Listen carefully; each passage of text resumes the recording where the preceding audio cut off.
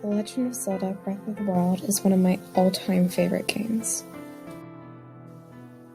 Since this game is set in a post-apocalyptic world, it makes sense that it's littered with ruins, one of these ruins being the Royal Ancient Tech Lab, which doesn't really have very much left. But thanks to the demo for Hyrule Warriors that came out earlier today, we can now see what the lab looked like 100 years ago.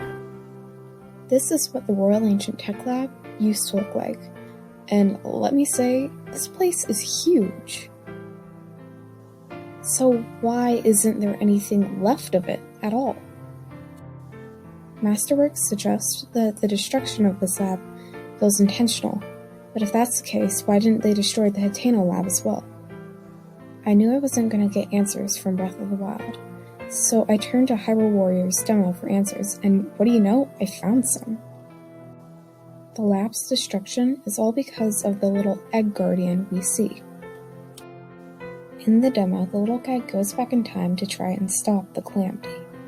Obviously, this would be a huge problem for Ganon's forces, because the little guy could just keep going back in time to ensure that Ganon fails. Because the tiny guardian wasn't with the other champions when the calamity struck, the only other place I think he could be was the tech lab itself. When Ganon arose, he sent swarms of guardians after the little guy to destroy him to ensure that Ganon would win. The Royal Ancient Tech Lab was destroyed, overwhelmed by guardians, and the little guy was no more. He was gone. Thinking about the fate of this little guy makes me want to cry. Will make beating Calamity Ganon all the more satisfying. But what do you think? Am I a total genius or mentally insane? Let me know in the comments. I'd love to hear what you guys have to say, and have a great day.